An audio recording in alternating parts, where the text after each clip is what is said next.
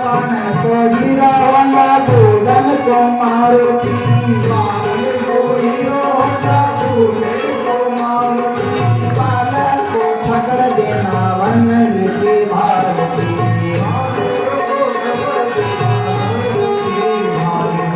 नंद के आनंद भयो जय कन्हैया लाल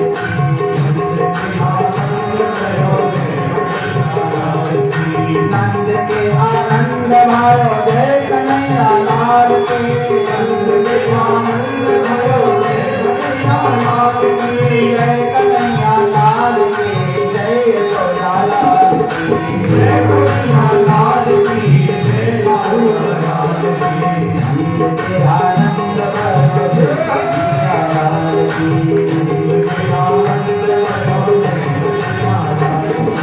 नंद के आनंद भयो जय कन्हैया लाल बोले नंद के लाला की जय श्री राम। तो देखो इतना लोगों को लुटा रहे हैं नंद राय जी, सब नाच रहे हैं गा रहे हैं। आज 85 साल की उम्र के अंदर नंद राय जी के लाला का जन्म हुआ। कहते हैं नंद राय जी से बड़ी थी नंद रानी। 85 साल के तो नंद राय जी हैं और 90 साल की यशोदा जी हैं। इतने बुढ़ापे के अंदर इनके लाला जायो। अब बुढ़ापे की महाराज बच्चा हो जाता है, लोग नाच रहे महाराज हमारे नंद राय जी के बुढ़ापे में लाला हो। और नंद राय जी किसी को गोदान कर रहे हैं, किसी को वस्त्र दान, किसी को अन्न दान, सोना चांदी हीरा मोती सब लुटा रहे हैं और सब बधाई दे रहे हैं। अब क्या हुआ, इधर जब बधाई गान हो रहा था, नाच गान हुआ, कहते हैं सब लोग तो नाच रहे थे, लेकिन एक देवी ऐसी थी जो चुपचाप अपने कक्ष में बैठी रो रही थी। वो कौन थी? वो वसुदेव जी की दूसरी पत्नी जिसका नाम रोहिणी। और कल सुना ना उनके भी कि लाला का जन्म हुआ था। अब उनका जो अब देखो जिसका पति एक दिन बताया था मैंने विदेश गया हुआ हो, कहीं गया हुआ हो, उसको श्रृंगार ज्यादा नहीं करना चाहिए, तो उदास बैठी थी कि मेरे पति देव भी नहीं है। और दूसरी मेरा जो बच्चा है ना वो आंख नहीं खोलता। कहते हैं भगवान श्री कृष्ण से ये जो दाऊ जी है 1 साल बड़े हैं, लेकिन जब से जन्म हुआ है 1 साल के हो गए आंख नहीं खोलते। तो इसलिए दुखी है कि बताओ मेरा लाला 1 साल का हो गया अभी तक आंख नहीं खोलता है। अब इधर सब लोग नाच रहे थे, यशोदा मैया अपने लाला को पालने में झुला रही थी। अब दोनों ने कहा कि देखो सब लोग नाच रहे गा रहे, सुंदर सुंदर वस्त्र पहन रखे हैं, लेकिन ये जो रोहिणी मैया है ये अपने कक्ष में ही है। दोनों पति पत्नी गए, यशोदा जी नंद राय जी, और कहने लगे देवी तुम भी चलो, सुंदर उत्सव हो रहा है, अंदर चलो, वहाँ बाहर चलो। अब बात तो मना नहीं कर सके, अपने लाला को गोद में ले लिया, बाहर गई, और जहाँ पालने के अंदर भगवान श्याम सुंदर खेल रहे थे उसी पालने में अपने लाला को सुला दिया। और जैसे ही महाराज पालने में उस लाला को सुलाया और आज रोहिणी मैया के लाला ने आंखें खोल ली। अब देखो 1 साल तक ये कौन है? ये शेषनाग है बंधु। ये कौन है? शेषनाग। ये महाराज इन्होंने पहले कह दिया था कि प्रभु आप तो 1 साल बाद में आओगे, 1 साल पहले मैं जा रहा हूं, लेकिन जब तक तुम नहीं आओगे ना तब तक मैं अपनी आंख भी नहीं खोलूंगा। सबसे पहले अगर देखूंगा तो तुम्हारा दर्शन करूंगा। इसलिए बलराम जी ने 1 साल तक आंख खोली नहीं, और आज पहली बार जैसे ही देखा कन्हैया को उन्होंने स्वतः आंखें खोले। अब तो महाराज नाच गान बधाई गान होने लगा, और आज रोहिणी मैया खुश हो गई कि वाह 1 साल बाद मेरे लाला ने आज आंख खोली। समय आगे बढ़ा। कहते हैं नंद राय जी ने समस्त ब्रजवासियों को कहा देखो हम साल के साल कंस को उसका वार्षिक कर देने जाते हैं, भैया वो समय आ गया। अगर भोजराज ने कंस को उसका कर्म चुकता नहीं किया ना तो आक्रमण कर देगा, हमें सताएगा। तो क्यों ना भैया उसका जो वार्षिक कर है उसको लौटाने चले। भगवान ने कुछ बड़े बूढ़ों, वसुदेव ये नंदराय जी ने बड़े बूढ़ों को इकट्ठा किया। अब पहले कर क्या देते थे, जो ग्वाले लोग होते थे बेचारे, ये माखन मिश्री आदि होते थे इनके यहाँ, तो माखन जो मिश्री माखन आदि होता था उनको मटकाओं में डाल दिया और कर चुकाने के लिए चल दिए। भोजराज कंस के पास गए नंदराय जी, उनका जो वार्षिक कर था वो चुकता किया और एक मिठाई का डिब्बा साथ ले गए थे। हम कंस महाराज हमारे यहाँ एक लाला का जन्म हुआ, मुँह मीठा करो।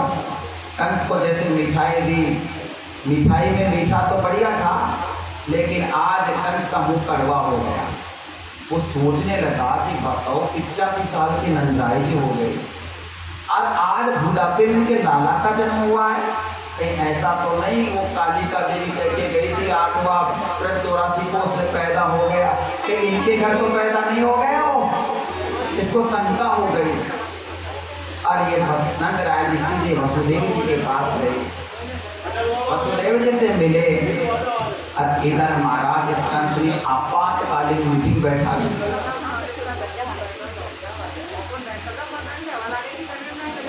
बोले सर्वेश्वर भगवान की जय, जय श्री राम। बैठ जाएंगे।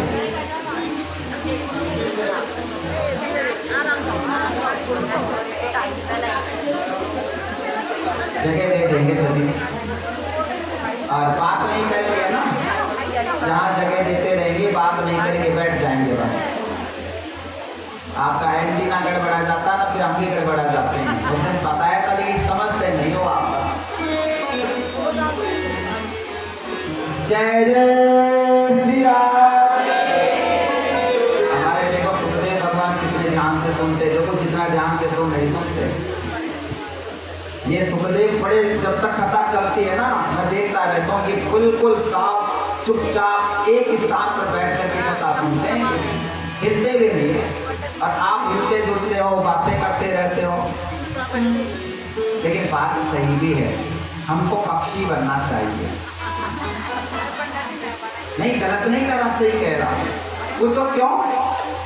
एक बार बताओ, रामचरितमानस जो कौवा है, कौवा कौन है? कागभूषण जी। कागभूषण जी कौवा है। मधुर वचन तब बोल्यो कागा।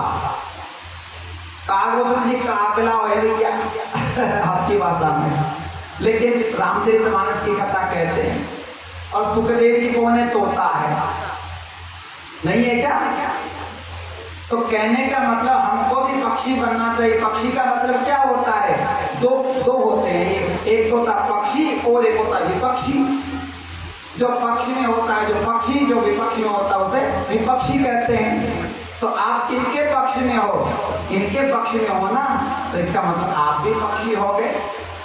पक्षी बनकर की महाराज कथा सुननी चाहिए। जय जय श्री राधे। तो देखो आपातकालीन मीटिंग बैठाई कंस ने और सबको कहने लगा कि बताओ, वो 8वें की बात बता करके गई थी वो भद्रकाली, वो 8वां कहाँ 84 कोस में पैदा हुआ, इसका पता कैसे चले? एक ने कहा महाराज एक काम करो, गोकुल के अंदर जितने बालक जन्म हुए ना अभी, वो सबको मार देते हैं। कंस ने कहा भैया जनता विद्रोह कर देगी। अब वहां पर महाराज एक पूतना प्रकट हो गई, उसका काला कलूटा शरीर, विशाल काय शरीर, बड़े बड़े नाखून, विशाल काय। इसने कहा महाराज ये काम मुझे दो, मुझे। तो तू क्या करेगी? महाराज मैं जा करके गोकुल ब्रजवासियों के जितने बालकों का जन्म हुआ है उनको मार दूंगी। इन्होंने कहा तू मारेगी कैसे? तेरा विशाल काय शरीर तेरे को पहचान जाएगी कि ये पूतना है।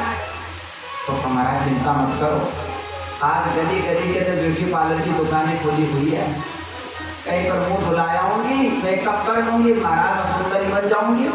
अब मुझे तो एक काम, मैं भेष बदलना जानती हूँ। और महाराज उसने भेष बदल लिया और इतनी सुंदरी बन गई। तो कहा महाराज ये रूप कैसा रहा? उन्होंने कहा हाँ रे पूतना, तुझे तो कोई नहीं पहचान पाएगा। तो कहा महाराज मुझे आज्ञा दो।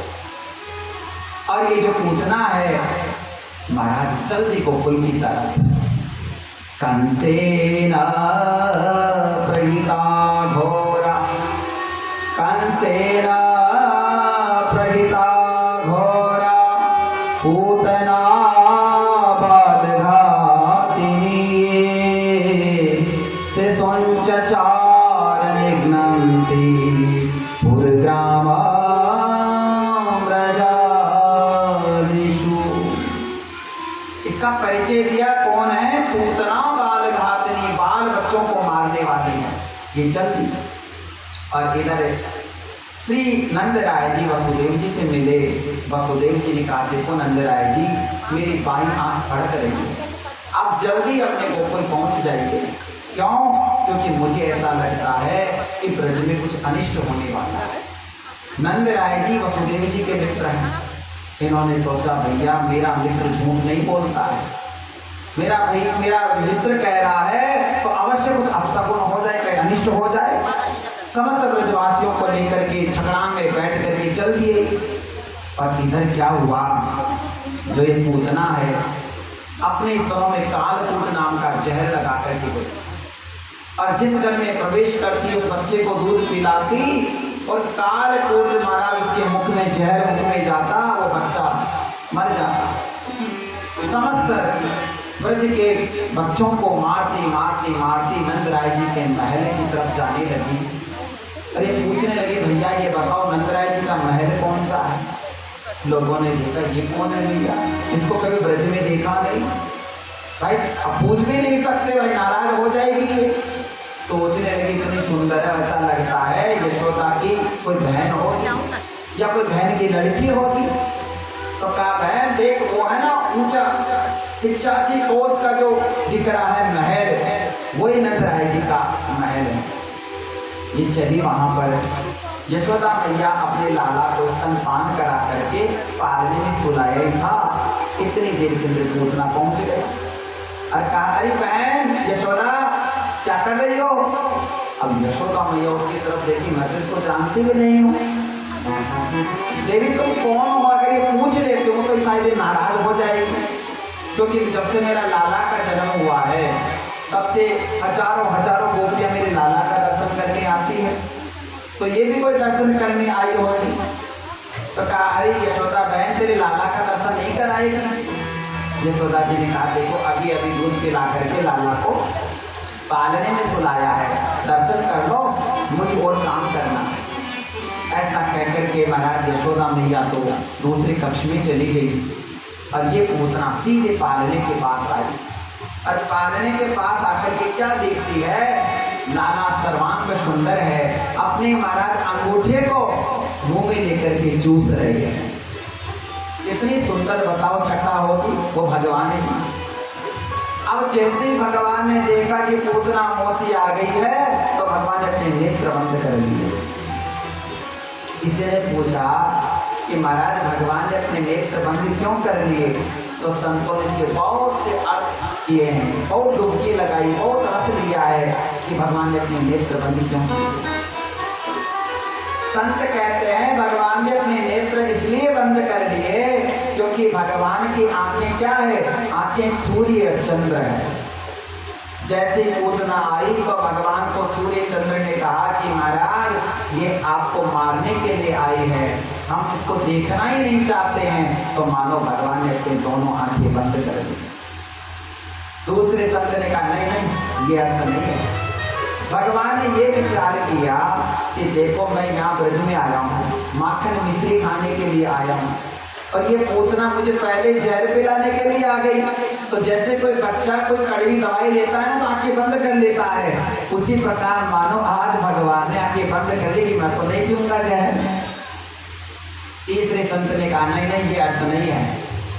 तो कहा क्या अर्थ है? तो कहा कि भगवान श्री राम थे ना, सबसे पहले ताड़का का वध किया था, एक स्त्री का सबसे शुरुआत वध किया भगवान ने ताड़का से, स्त्री से।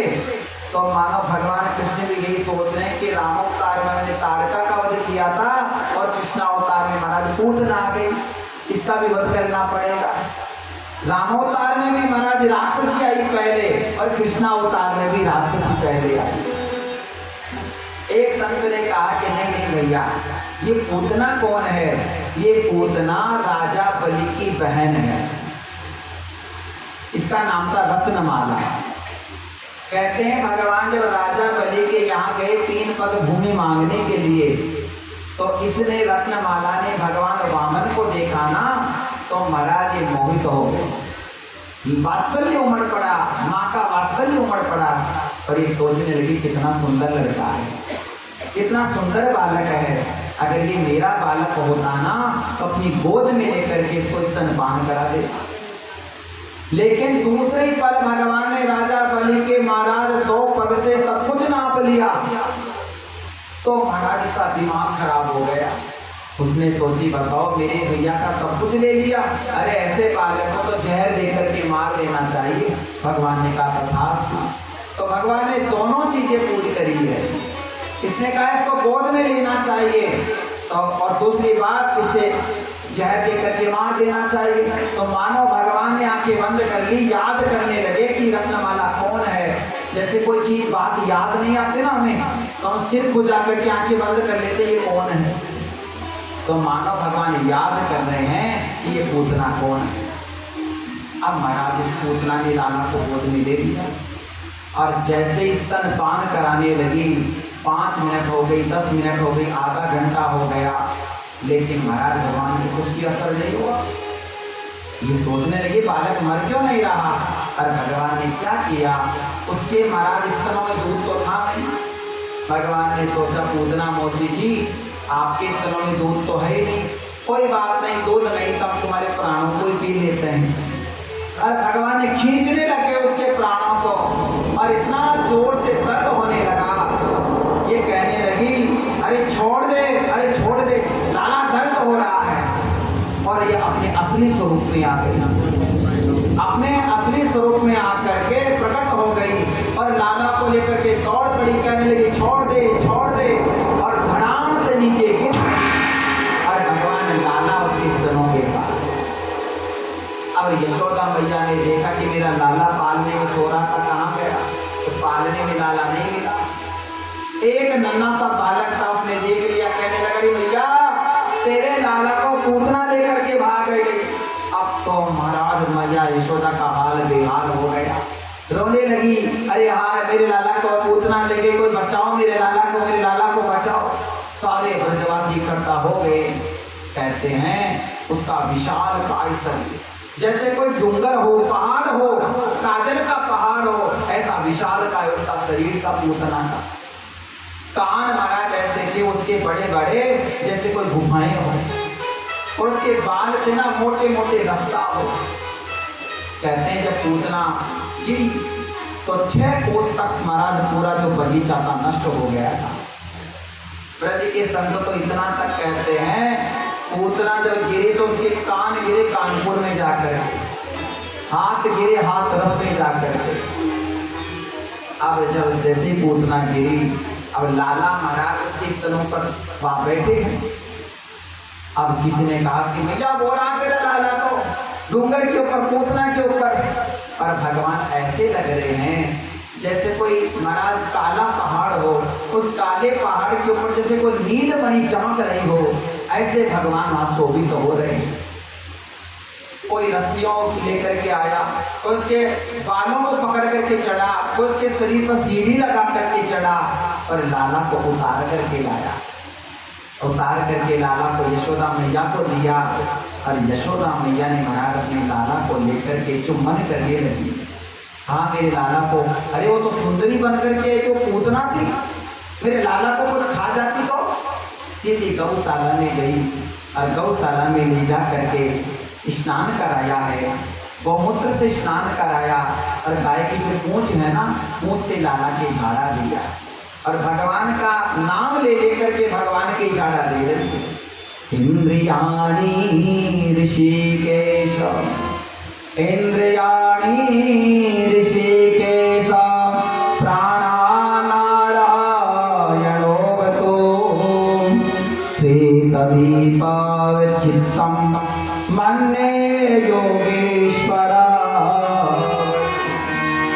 हे प्रभु, ऋषिकेश मेरे लाला के प्राणों की रक्षा करे, गोविंद मेरे भगवान मेरे लाला के हाथों की रक्षा करे। भगवान के ही नाम की, भगवान के ही झाड़ा लगा रही है। अब बताओ, गौ माता में इतनी ताकत होती है कि जो सबसे परम पवित्र परमात्मा है, उस परम पवित्र परमात्मा को शुद्ध करने की अगर किसी में शक्ति है तो मेरी गौ माता में। आज वर्तमान में देख रहे हो आप सब, गौ माता का हाल क्या हो रहा है। बंधुओं, जिस गौ माता को मेरे कन्हैया ने चराया तो भगवान का एक नाम पड़ गया गोपाल। पर आज उसी गाय के ऊपर इतना खतरा मंडरा रहा है कि उस गाय की दुर्दशा लोग करते जा रहे हैं। जब तक वो दूध देती है वो गाय, आप उसे रखते हो, जैसे गाय दूध देना बंद कर देते हैं लोग, महाराज उस गाय का रस्सी खोल करके भगा देते हैं। बंधुओं, जानते हो हमारे भारत देश की पहचान क्या है? हमारे भारत देश की पहचान हमारी गौ माता से है। आज ये भारतवर्ष जिंदा है ना, तो इस गाय के नाम से जिंदा है। और जिस दिन हमारे भारत देश की गौ माता नहीं रहेगी ना, ध्यान रखना, उस दिन भारत देश भी नहीं रहेगा, भारत देश समाप्त हो जाएगा। इसलिए अगर भारत देश की रक्षा करनी है तो सबसे पहले गौ माता की रक्षा करनी चाहिए। आज मैया ने लाला को महाराज स्तनपान कराया और कहते हैं महाराज, इधर जो पूतना थी वो पूतना का शरीर गिर पड़ा था। नंदराय जी आए, नंदराय जी ने देखा पूतना गिरी पड़ी है। अरे भैया, मेरा मित्र वसुदेव सही कहता था कि भैया अपशकुन हो रहा है, देखो अपशकुन तो हो गया। पूतना आ गई, इसने पूछा ये कैसे गिर पड़ी? इसने कहा बाबा, ये तुम्हारे लाला को लेकर के भाग रही थी, ठोकर लग गई सो मर गई। उसके शरीर के 4 टुकड़े किए और जैसे उसके शरीर को जलाया बंधुओं, उसके शरीर से दुर्गंध नहीं, उसके शरीर से सुगंध आने लगी। आपका और हमारा शरीर जब जलता है ना तो दुर्गंध आती है, लेकिन महाराज पूतना के शरीर को तो मेरे गोविंद ने स्पर्श किया था ना, तो उसमें से दुर्गंध कैसे आ सकती है? उन कांटों को तुम क्या छू आए, उन कांटों से भी खुशबू आए। जिसको मेरे गोविंद ने स्पर्श किया हो उसमें से भला महाराज दुर्गंध आ सकती है? कहते हैं जैसे कोई चंदन की लकड़ी जल रही हो, इसी प्रकार पूरे महाराज गोकुल के अंदर चंदन की खुशबू हो। बंधुओं, मेरे गोविंद ने उस पूतना को जानते हो मां की गद्दी दी। और मरते मरते उस पूतना ने पूछा था, हे गोविंद, क्या मुझे आपकी शरण मिलेगी? तो भगवान ने एक शब्द कहा था। कहते पूतना, जब पूतना को भगवान ने अपनी माँ की गद्दी देती वैकुंठ भेज दिया। जब वैकुंठ जाने लगी, भगवान के द्वारपालों ने रोक दिया, कहने लगी तू तो हमारे गोविंद को मारने के लिए आई थी। तो कहा नहीं भैया, मुझे रोको मत। मुझे कान में गोविंद ने एक शब्द कहा था, माँ, माँ कहा था भैया, मुझे अंदर जाने दो। बंधुओं, जिसको मेरा परमात्मा पकड़ लेता है ना, वो जिंदगी भर उसका साथ नहीं छोड़ता है।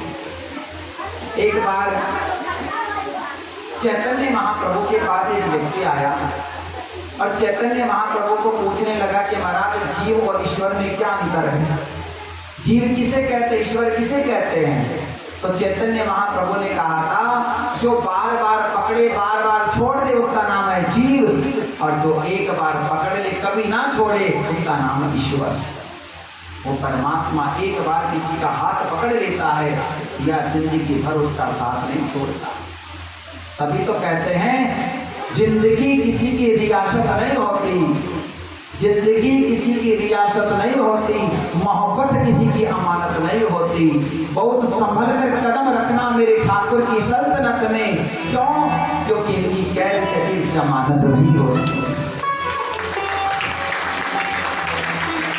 इनकी कैद से फिर कभी जमानत होती नहीं। एक बार ठाकुर जी ने हाथ पकड़ लिया, समझ लो पकड़ लिया भैया।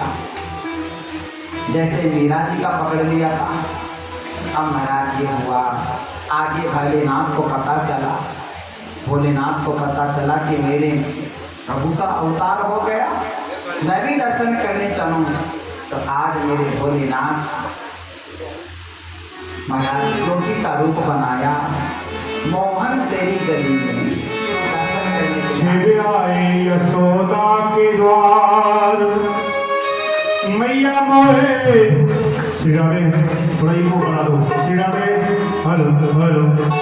शिव आए यशोदा के द्वार, मैया मोहे दर्शन करा। शिव आए यशोदा के द्वार, मैया मोहे दर्शन करा। दर्शन करा दे, दर्शन करा दे, दर्शन करा दे, दर्शन करा दे, मैया दर्शन करा दे, दर्शन करा दे, दर्शन करा दे, दर्शन करा दे। शिव आए यशोदा के द्वार, मैया मोहे दर्शन करा। शिव आए यशोदा के द्वार, भोलेनाथ की जय हो।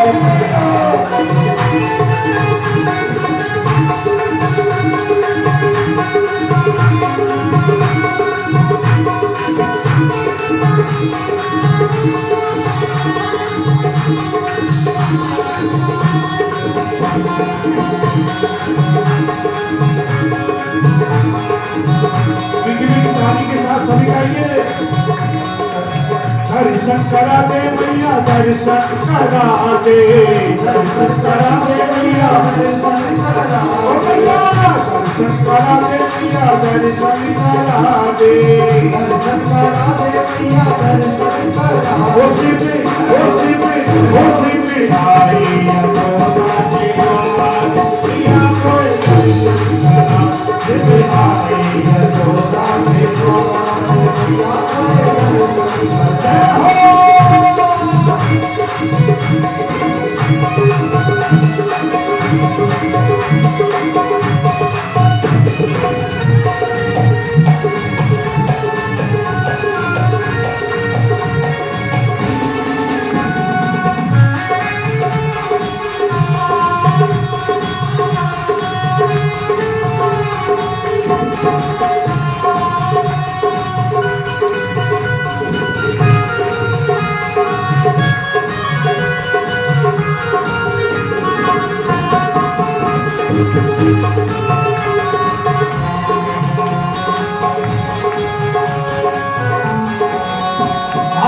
सोया हुआ है अभी मेरो लाला, सोया हुआ है अभी मेरो लाला, सोया हुआ है अभी मेरो लाला, सोया हुआ है अभी मेरो लाला। अरे भिक्षा दे करे तू जा रे बाबा, भिक्षा दे करे तू जा रे बाबा, अरे तू जा रे बाबा, तू जा रे बाबा, तू जा रे बाबा। सोया हुआ है अभी मेरो लाला, सोया हुआ है अभी मेरो लाला। बोलाई भिक्षा खरो रहियो द्वार, बोलाई भिक्षा खरो रहियो द्वार, मैया मोहे दर्शन करा। शिव आए यशोदा के द्वार, मैया मोहे दर्शन करा।